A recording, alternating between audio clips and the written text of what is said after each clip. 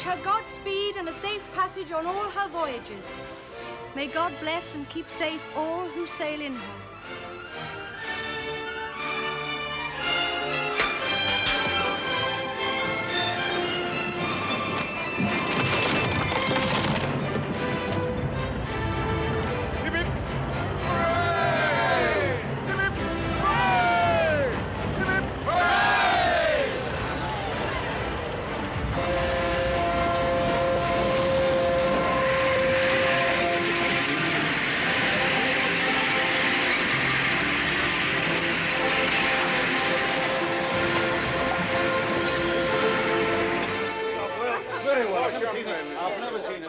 Good job up there. To Albert. To absent friends.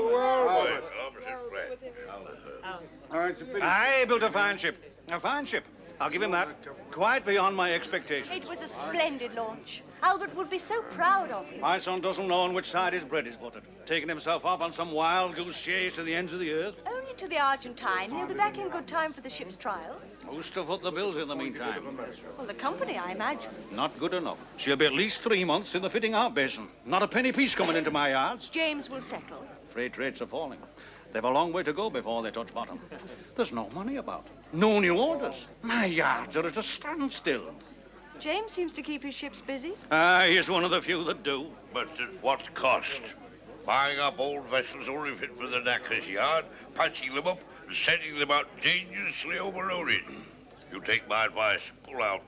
Pull out while you can. Things are that serious. A word to the wise. Albert has a 15% interest in the Onedin line. Cash in, my dear. Cash in while you can. And how old might you be? I am 10, Mrs. Fogarty. Oh, so this is your son, Mrs. Fraser. Such a handsome boy. He takes after his father. Aye, but he does have the Onedin nose. Here, William. Yes, sir. Has God not yet blessed your union, Mrs. Fogarty? My wife and I are in complete accord on that subject, Mrs. Onedin. Without children, a man might just as well not have been born. Except for that son-in-law of mine. He doesn't care if his little mite of a daughter lives or dies.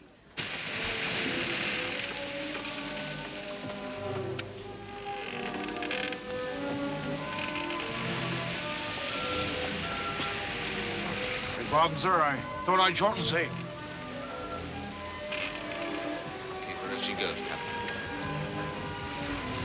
As you say, sir.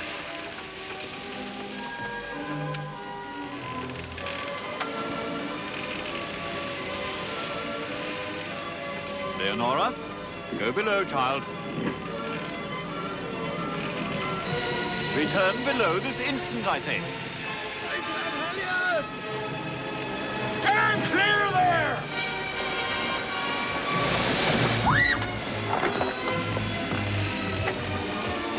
Throw me a line.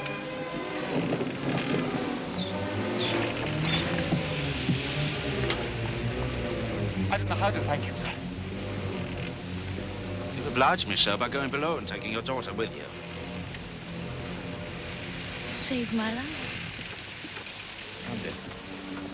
Captain Baines, now I suggest that we shorten canvas. Yes.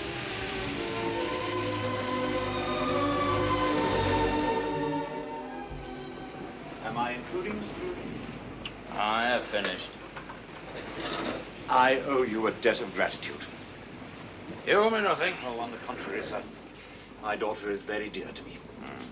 She is all I have. Ever since my dear wife passed over.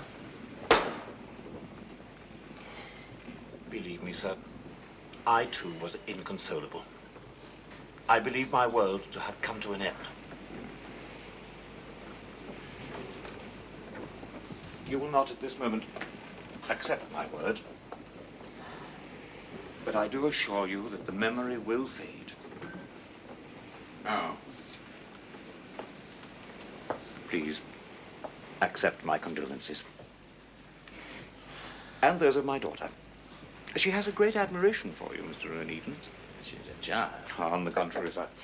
Leonora is no longer a child. She is a woman.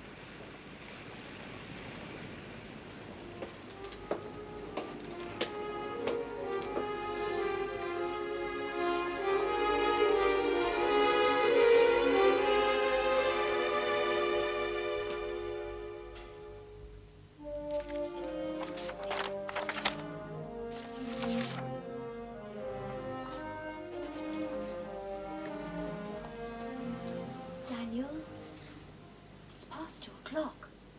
I know. These accounts won't settle themselves. Come to bed. Whose bed? Yours? If you wish. If I wish. Don't you ever? No, of course you don't. Not once in our entire marriage have you. I'll go to bed, Emma. I've work to do. Well, let me help. Really, Daniel, you're such a muddler. These accounts go here, and those there. Incomings and outgoings. Really, it's quite simple. Let me see you simplify these. What are they? Phrases, dunning us for money. Oh, they'll extend our credit. Not for £32,000. So much? 6 months ago, I placed an order for 2 new barkentines at a cost of £15,000 apiece. There's been a trade depression since. I've 6 ships laid up and 4 more undergoing repair and refitting. We don't have the cash, Emma. We're running at a loss as it is. But we still have 16 ships in commission. That should be profit enough. You don't understand. I understand only too clearly. When we were married, you took over control of the company. And from that day forth, we seem to have done nothing but lose money. Now, when my uncle was alive... When Mr. Callan died, the company was past its peak. It was overextended. Too many ships chasing too few cargoes. Excuses! If you'd concentrated your mind upon the business side of things instead of furthering your idiotic quarrel with James Onedin... James Onedin has nothing to do with it. I only wish you had one half his business acumen. At least he manages to keep his ships in service and at a profit, I'll be bound. Oh, so could I if I played his game. And what might that be? Buying up rotten ships, patching them up, loading them up to the gunnels and sending them out to sea to founder in the first half gale. And how many ships has he lost? He has the devil's own luck. I doubt if luck plays much part in James Onedin's calculations. He concentrates his mind upon his business. No one can work harder than myself. You allow yourself to be distracted. Rushing hither and thither, trying to do every task yourself. Harassing everyone from clerks to victuallers until there isn't anyone left in our employ who isn't at his wit's end. You're a failure at business, Daniel. A failure. Aye, and at marriage too, but I know the cure for that. You could have married Elizabeth and gone to perdition together. I'd sooner burn in hell than spend another day in your presence. And as you find mine so distasteful, I can marry soon find a cure for that as well.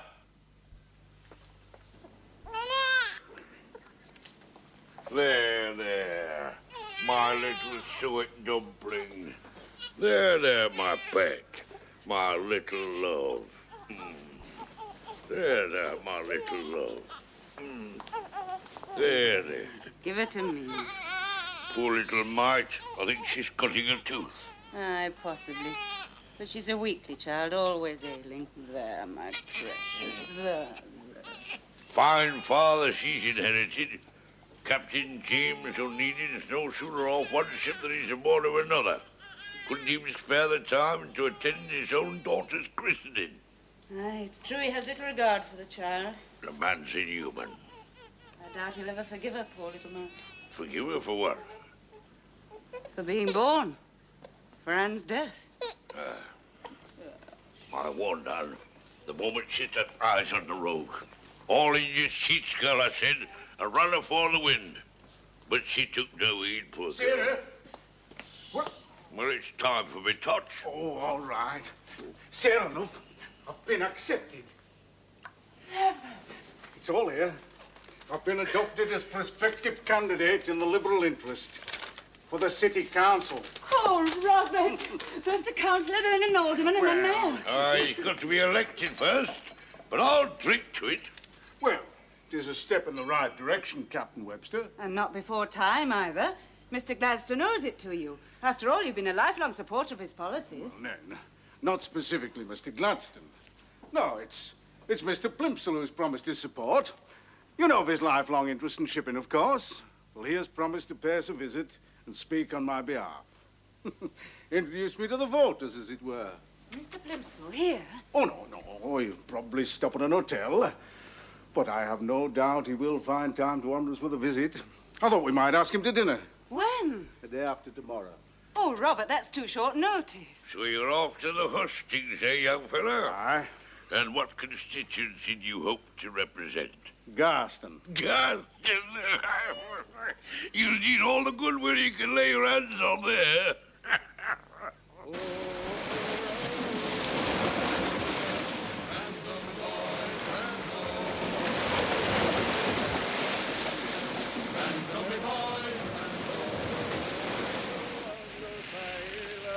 Ranzo, boys, Ranzo. So we shipped aboard a whaler. Ranzo, me boys, Ranzo. Ranzo was no beauty. Ranzo, boys, Ranzo. Captain Baden, Yes, miss? has Mr. Onedin always been such a sour-faced old grouchpot? Well, let me put it this way, miss. Mr. Onedin was never the sort of man to pick an argument with. Oh, I would never dream of contradicting any opinion held by Mr. Onedin, ever. I wish to gain his approbation, not otherwise. Poor Papa has almost abandoned hope of ever expressing his gratitude. If you want to find yourself in Mr. Onedin's good books, I can only advise that you, well, keep quiet, speak only when you're spoke to, and pussyfoot around as though walking on eggshells. I was hoping for something more positive. What would please him most? No. Let's have a think.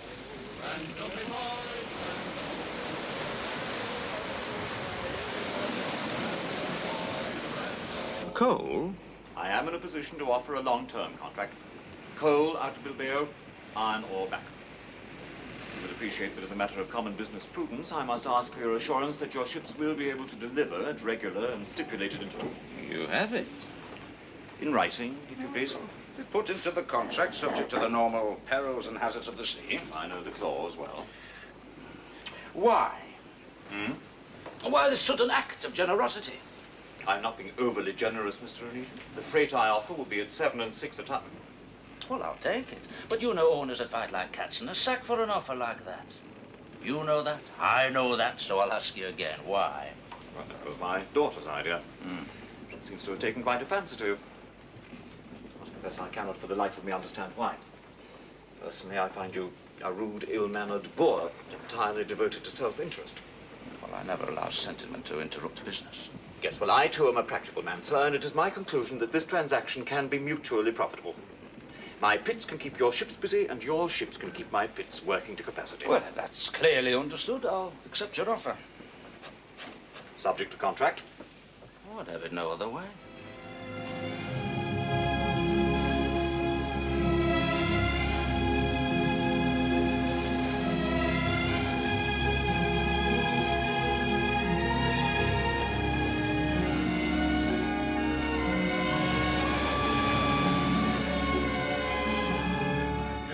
Circumstances, I have no choice. I must call in all outstanding debts. But we shall be bankrupt. There's no need for you to bother your pretty little head about business matters. Mr. Fogarty has quite suddenly decided to return to a seafaring life. The devil he has!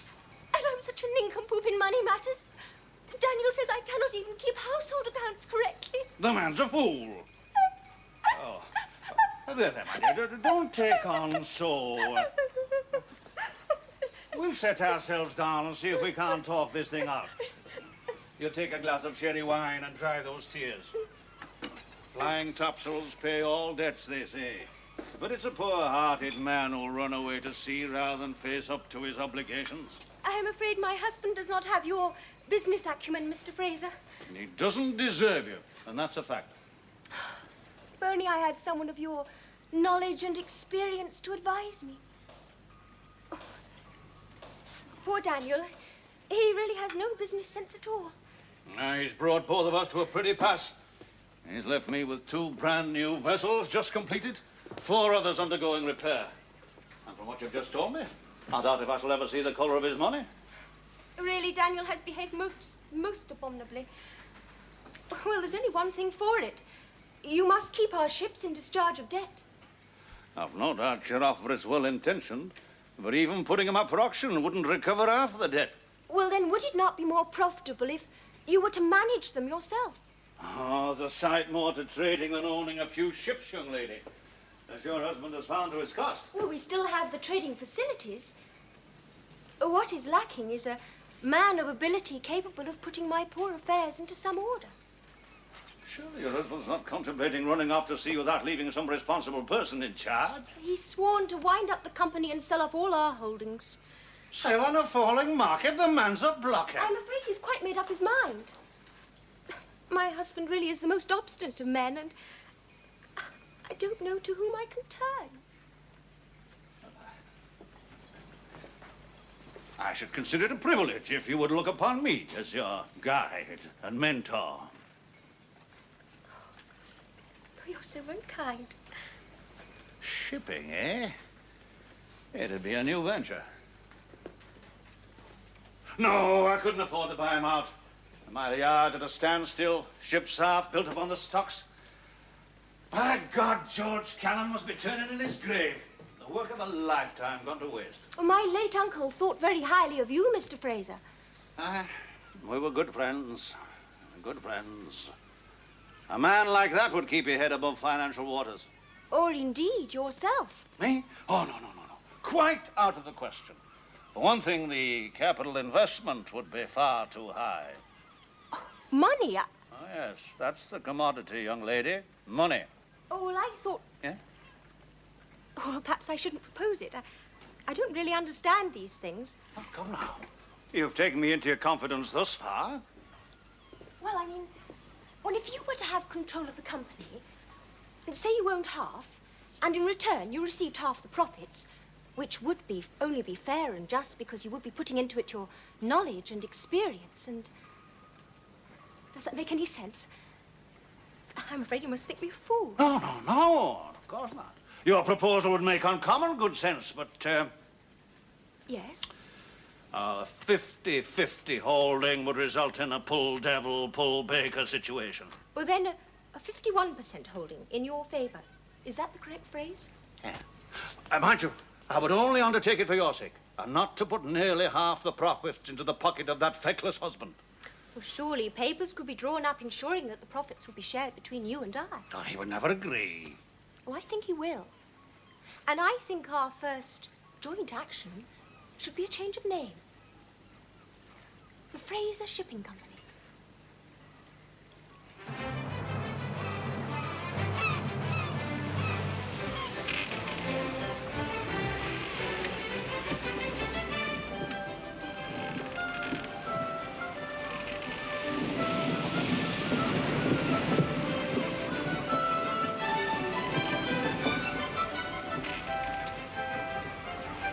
Are you acquainted with that gentleman? Well, of all people.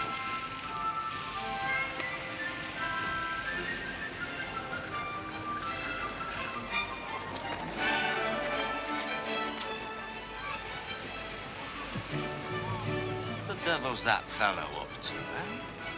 Taking a photographic likeness, I reckon, sir.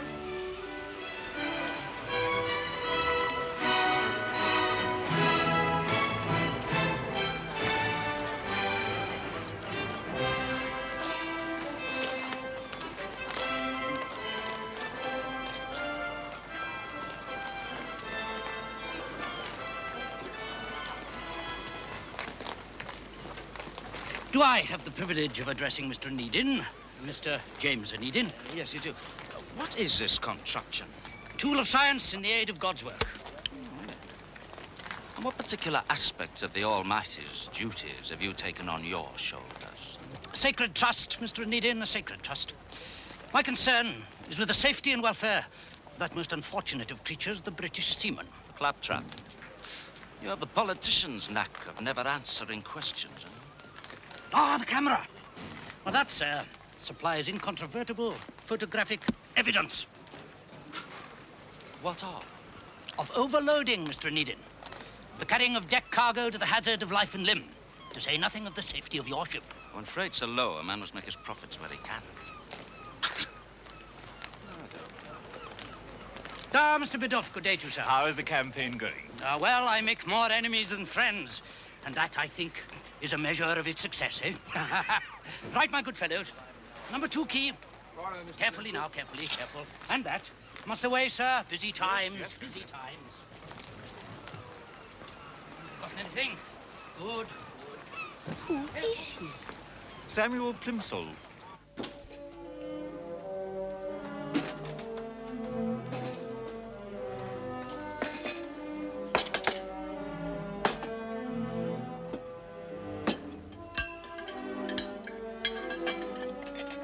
You can do better than this, James. I'm content. You can afford the best. Never had your taste for fanciful living, Elizabeth. Oh, leave off your hair shirt, James. I'm not impressed. However, I did think that with Albert away... Eh? Albert away? Where the devil is Albert? Buenos Aires in the Argentine. I've a house full of idle servants. The Argentine? It's a large house, plenty of room. What the devil's he doing in the and I thought you Argentine? could come and stay with me until Albert's Come and return. stay with you? Well, think of the money you'd save. Stop chattering about money and houses and tell me what the devil he's doing in the Argentine. Business. Business is here, overseeing work on the steamship, not traipsing off to the ends of the earth. It's to do with the steamship. Oh, how so? He left a letter. Oh. Your housekeeper cooks as she cleans. You'll eat more than the proverbial peck of dust before you die. Refrigerated meat. It's absolute nonsense to imagine you can live alone in such an establishment. You'll simply sit here all day brooding like a hen under a bucket. Your husband's a dreamer. Well, if practical men like you and Daniel Fogarty had backed his ideas instead of bickering like school children, that ship would by now be on the high seas and earning good money. Building ships takes cash, not dreams. Now the fool's taken himself off on some fool's errand to investigate the possibility of shipping refrigerated meat. Whatever the devil that means. Well, it's a sort of ice-making machine. Oh, aye. And it means once perfected... Once perfected, huh? We'll be able to import prime meat from all over the world. Well, that day may very well come, but you know something? Albert will not be the innovator. He's not the man I took him for. Nor are you these days, James. You're not one half the man you once were. You've lost your spirit. Those worthy and honest yeomen who earn their bread by the sweat of their brow and do not disrupt the commerce of the country with stoppages of work and incessant demands for more pay. For make no mistake, gentlemen, commerce is the lifeblood of this country. Oh, bravo, Robert. Well said. Express those sentiments to a meeting of the lower deck and they'll hang you from the nearest yardarm. Oh, I've pitched it too strong, have I? I think you've pitched it in the wrong direction, Robert. You'll be speaking to a crowd of seamen, not a meeting at the Chamber of Commerce. Oh, well, perhaps I should reword that passage. Why?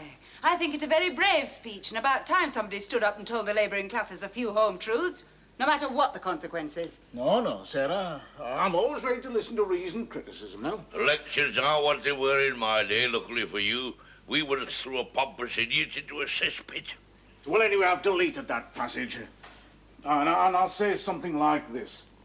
I'll criticize the owners. And I call a plague upon the houses of those owners, those villainous owners, who, for the sake of quick profits, jeopardize the lives of honest British seamen. That should bring the house down. Papal hypocrisy. You're a trimmer, sir, a trimmer. Really, Captain Webster, try and remember you are a guest in this house, and under sufferance. I'm seldom allowed to forget it. You still have one problem to surmount, Robert. What might that be? Living down the family name. Onedin. These are the latest estimates. More money. Costs are rising. Freights are falling. I'm well aware of that, Mr. Onedin, which is why I must press for settlement of the account. Well, you'll be paid on completion. Stage payments, Mr. Onedin. I drew up that contract myself. Which is why I inserted a penalty clause against delay. The Anne Onedin will be ready on time. £15,000 for an engine. She'll not sail far with that one. But the original estimate was for £10,000. Improvements in engineering move apace, Mr. Onedin. This is an even more powerful engine than my son at first envisaged. The greater the power, the greater the speed. And the greater the cost. Look, you attend to design and specification, and I'll attend to the ship's employment. I can't afford the loss of cargo space entailed by a larger engine. Come now, £50,000 was subscribed. Aye, and spent. It never went through my books. Have you been playing ducks and drakes with your company account? Using steamship money to keep your sailing ships running? Unless those sailing ships keep running, the Onedin will be just so much scrap iron. May I remind you that that is shareholders' money? My money. My son has a 15% holding. A small step on the road to insolvency. Look, you keep within your estimates, Fraser. All those shares won't be worth the paper they're written on. So I'm to hand over half the company to Fraser, just like that. In return for a 49% holding, we are released from our obligations. You'll get a far better price by selling out everything, lock, stock and barrel. I intend to live off income, not capital. Capital can be invested. I am investing it. With Mr. Fraser. Our money. My money? That's always been a sore point with you, hasn't it? Not with me, Daniel. With you. I do not need your money.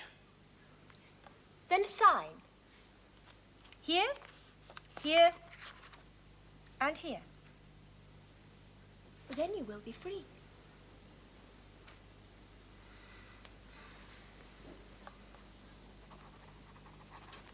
They're down in Paddy's pawn shop number 9.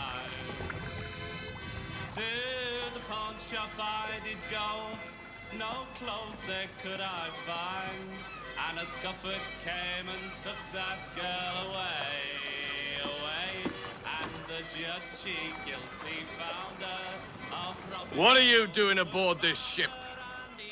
Get off this ship! Hold down that house flag, will you? Yes, I'd heard you were going back to sea. Aye. And I'm master of this ship. I heard that too. You see, this is an Onedin ship. Now you've started off on jailers, but you'll never roam down Lime Street anymore. An uninsured ship is the safest ship. It's the quickest way to bankruptcy. Exactly, sir. Therefore, it is in the owner's best interests to see that his vessels are sound and seaworthy. Now, before insurance was adopted, every ship was most carefully overhauled. But since the advent of insurance, this great care has relaxed, because now the owner's property is safe, whatever the outcome. Plausible but untrue. Pressure to insure comes from the merchant. Well, no question of it. If a ship is lost, I expect to recover the value of my cargo. But there is as yet no means of preventing your fully insured merchandise being shipped aboard some rotten old scow ready to fall apart at the first blow. And that is the purpose of my proposed bill, gentlemen. Put an end once and for all to this disgraceful situation. Here, here. I'm against it. It smacks of government interference. The rule of law, sir, subjects us all to government interference. With the exception of ship owners, it would seem. Well spoken, Mrs. Fraser. I know of no ship owner who counts himself above the law. If Mr. Onedin here were to slit a man's throat for gain, would you account him above the law? No. And yet, should he knowingly send an unseaworthy ship to sea and thereby cause all aboard to drown like so many rats, there is no authority in the entire United Kingdom which can hold him culpable. Now, that, sir, is a situation which I say can no longer be borne. Here, here. Yes, well, so much for theory. What of practice, eh?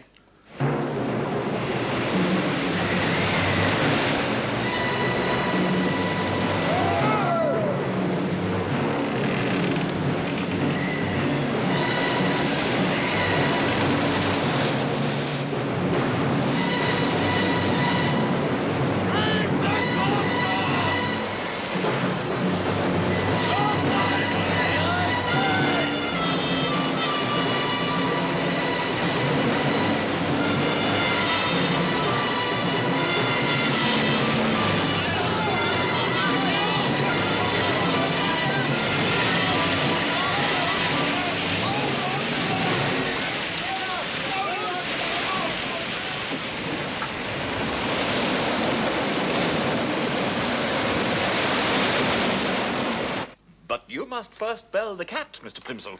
For my part, I'm prepared to accept Mr. Onedin's assurance that his ships are sound and seaworthy. You accept because you must. You can have no better guarantor than Fraser here. Fraser's yards refit and overhaul my ships at regular intervals. Yes, but We're can you hoping tell to me, Mr. acquire a much Onedin, larger what house in the precise near farms future. are The shop and premises have so encroached on the domestic side as to make it positively embarrassing.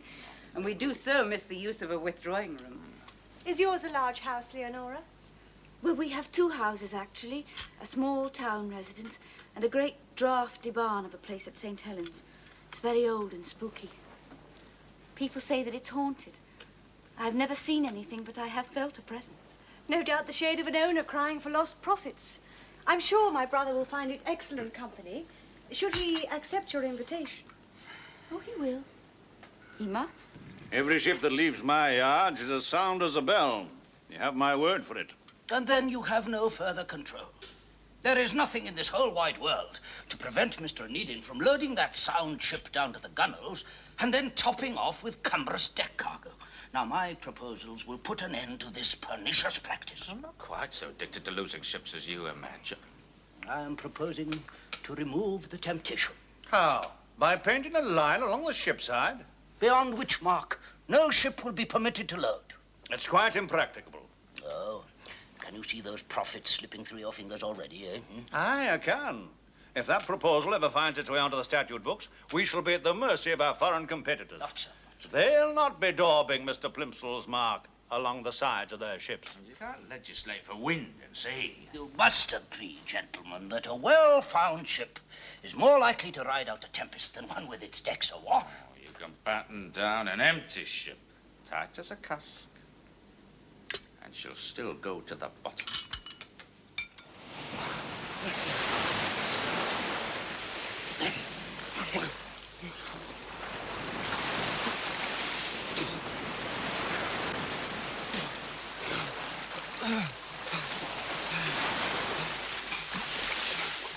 Devils. Ship devils! Ship devils? That's what we call them, gentlemen. That's why the minstrel went down like a stone. No warning, she broke in half and went straight to the bottom. Ship devils.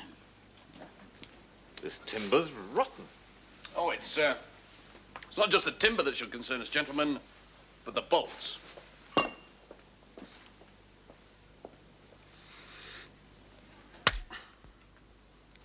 Sham bolts. They're the ship devils. The purpose is to pin the outer planking to the vertical ribs. A ship is literally stitched together by means of these bolts. Specifications demand that they be fashioned of copper, whereas copper is expensive, iron is cheap. Copper is impervious to the action of seawater. Iron rapidly corrodes. All the head is of copper. Now, in order that the bolts may pass inspection, the shaft is of iron. Are you saying, Captain Fogarty, that this ship was fastened together with these sham bolts with full knowledge of the inevitable consequences? They certainly didn't find their way there by chance. But this is criminal, sir. Criminal. Is this practice widespread? Well, some ship owners never buy a new ship. They simply buy an old vessel well past its prime, send it to the shipyards for the cheapest possible repairs, and then send it out to sea to take its chances. Name me names, sir. Name me names, and I give you my word that I will not rest until these scoundrels are brought to justice. You will appreciate, Mr. Onedin, that under the circumstances, I can no longer sustain my offer of a contract. Ships are lost at sea almost daily. And for many, many reasons. But the most common of all is faulty seamanship. Now think upon it, Mr. Biddle. Here's a man, Captain Fogarty, returns to sea after a long stay ashore. His ship is wrecked. He finds himself the sole survivor and promptly pours out a tale of a ship beset by devils. I have seen the evidence. Evidence? What you saw was a bit of rotten planking, a couple of sheared-off bolts. Now, your friend, Mr. Plimsoll, will have to do better than that, or he'll get short shrift from Mr. Fraser. That I can promise you. They never came from my yards. You'll not deny that the vessel was sent to you for repair. I have no intention of affirming or denying anything to you, sir, beyond repeating that my yards are not responsible. I'm afraid that a simple denial of responsibility will not satisfy a judicial inquiry. To the devil with you and your tomfoolery! Have you no eyes in your head? Look at that timber. It's riddled with rot, sir. Does it not tell you anything? Certainly. It reinforces my argument that that ship should never have put to sea in the first place. And I hold you and Onedin to be equally culpable. Poppycock! And I intend to make my findings public, sir. Good day to you. It came by packet, straight from Buenos Aires. Albert handed it to the ship's master for safekeeping. The monster! He says he's been offered a position by an Argentine meatpacking company. Excellent prospects, house and servants, an extremely generous salary. Oh, Oh, but that's splendid. Splendid? What's so splendid about it? He must have taken leave of his senses. He has the effrontery to imagine that I will pack up immediately and transport myself to take up residence among a lot of wild Patagonians. But Elizabeth, it's a wife's duty to follow her husband. Duty? To give up all my friends and spend the rest of my days in some bilious plague spot at the other end of the earth? Speak to Albert of duty, not me. His place is here, at home. Oh, come now, Elizabeth. I've heard the Argentine is quite civilized. They do not speak English. A grand total of 412 tons, ladies and gentlemen, on a ship of 300 tons gross tonnage. Now, Captain Fogarty states that in his professional opinion, the ship was overloaded. He continues, we sailed in half a gale. At dawn the following morning, the carpenter sounded and found that we were taking water rapidly. I ordered the ship to return to port. In carrying out the maneuver, the ship, completely without warning, broke in two, literally falling to pieces. I think she's settled at last. Surely Robert could well afford to pay a woman to come and sit with the child. The child is James's responsibility, not Robert's. Poor little mite. Oh? And since when were you so fond of children? I have always wanted children. It's Albert who's been reluctant. Elizabeth, if there's been a coldness between you and Albert, what better opportunity of starting afresh than by joining him abroad? Nothing will persuade me to go and live among the heathens of Patagonia. Oh, I do wish you'd stop calling it Patagonia. Robert and I have looked it up on Samuel's school atlas. The town of Buenos Aires lies on the River Plate. It has a very salubrious climate and a well-established English colony, so there should be no language difficulty either. Certainly will not be, for I'm not going. I've told you before, Elizabeth, it's your wifely duty. I am not leaving England. Be reasonable, Elizabeth. You say you want children. Well, yes, but... And surely Albert wants a son. Of his own. Albert's been very good to William. But it isn't the same. Oh, I know he'd love a son of his own, but... Well, he doesn't... I mean... Things will change, you see. I've heard that tropic climes tend to overheat the blood and inflame the passions. Well, he certainly hasn't written a very passionate letter. Fondest regards to yourself and William. You must learn to read between the lines, Elizabeth. A more loving letter will follow, you'll see. Well, if such a letter should arrive, then I'll make my decision. But you can wait no longer, Elizabeth. You'll soon make new friends. And you should be able to live in considerable style, certainly better than you're able to do here. My lovely house. Now there, we may be able to help you. Oh? Well, Robert has decided it's time we started looking for a new situation. New situation? Well, naturally, family come first, as I'm sure you'll agree. First for what? Well, your establishment, whatever your decision, will now be completely beyond your means. I can manage, Sarah. Albert is sending me a sufficient allowance. Stay here and he'll not remit you another penny piece. I know why you're so anxious for me to go, both of you.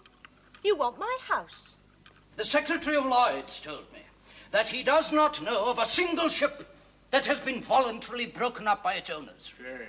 Worn-out vessels are bought up by reckless speculators. He's using the case of the minstrel as a peg on which to hang his argument. What is the Perhaps we consequence? can take him down a peg or two Brave later. men are sent to their deaths, their wives made widows, their children fatherless, in order that a few speculative scoundrels, in whose hearts there is neither fear of God or love of man, may make unhallowed gain. And I tell you, my friends, that until a load line is established by Act of Parliament and enforced with all the rigour of the law, the tragedy of the minstrel will be repeated again and again until those sorrowing widows and orphans of our seaports rise up and cry vengeance upon those grasping avaricious.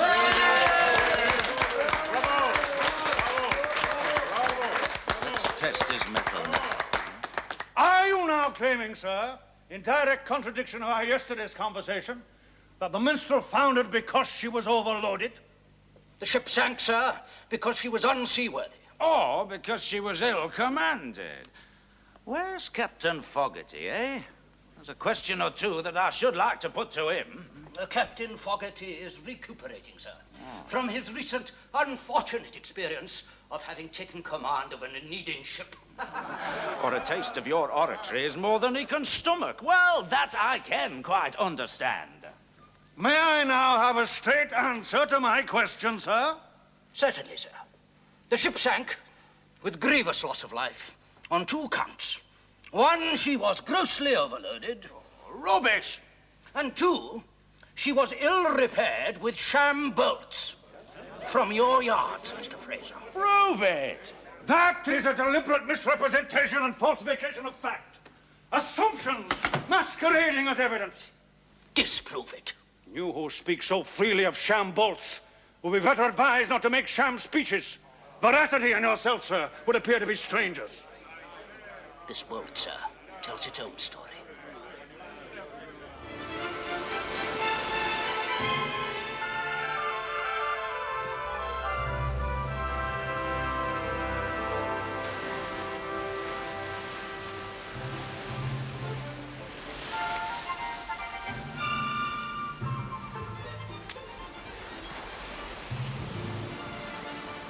Hey, you! Come here!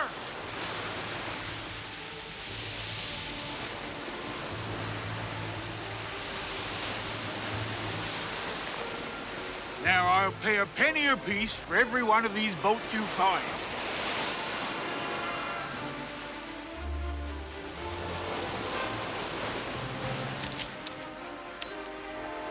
Here.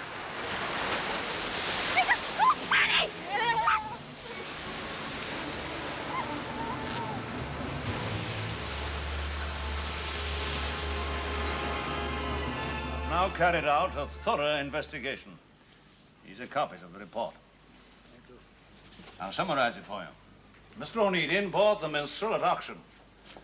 Because these sham bolts have copper heads, they deceived, as they were intended to, both Mr. Onedin and myself, when the ship was brought to my yards for repair and refitting.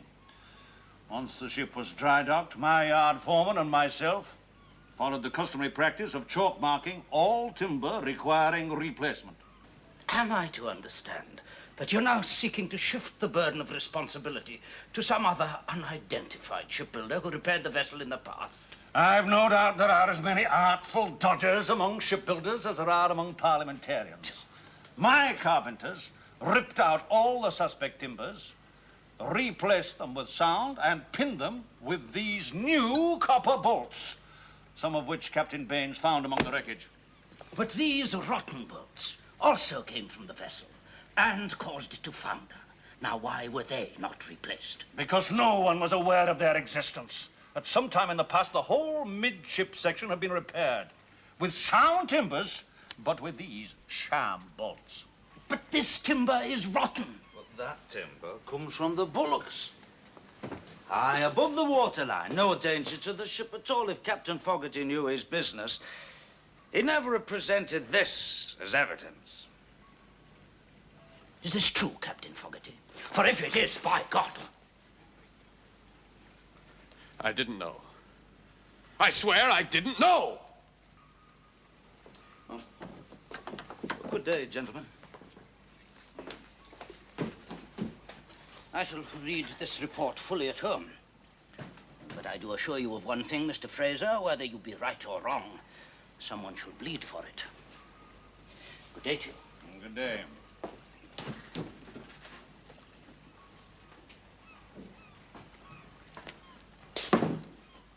Captain Fogarty,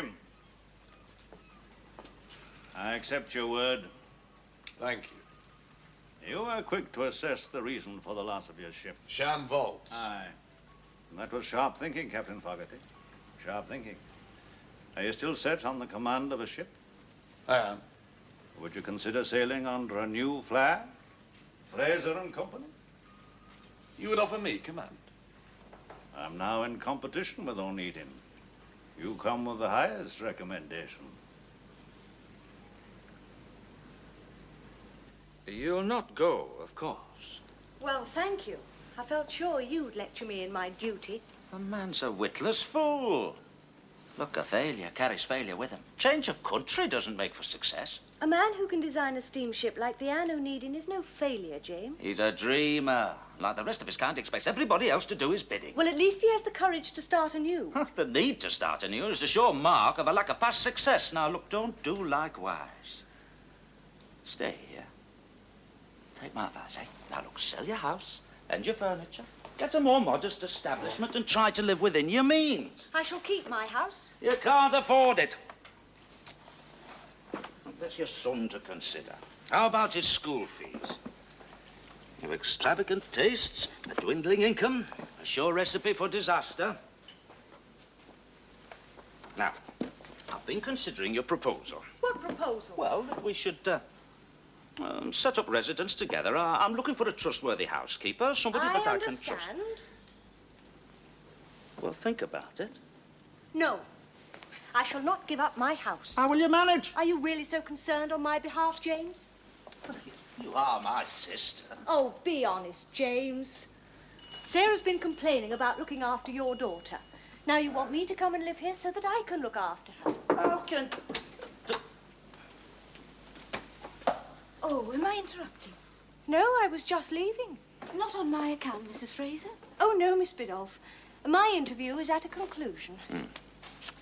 However, should you wish to apply for the position of unpaid housekeeper and drudge, I'm sure my brother will give you a sympathetic hearing. Goodbye, James. Oh, I should love to apply. I'm a most excellent cook. Miss Biddulph, my sister has a somewhat acid sense of humor. It's a family trait. Oh. I called to tell you the news of the coal contract. My father has changed his mind. Yes, I'd heard. Led me to gather that he could no longer sustain his offer. Yet, no, what I meant was, he's been persuaded to change it again. You ought to have the contract. Persuaded? By whom? I always get my own way, Mr. Onedin.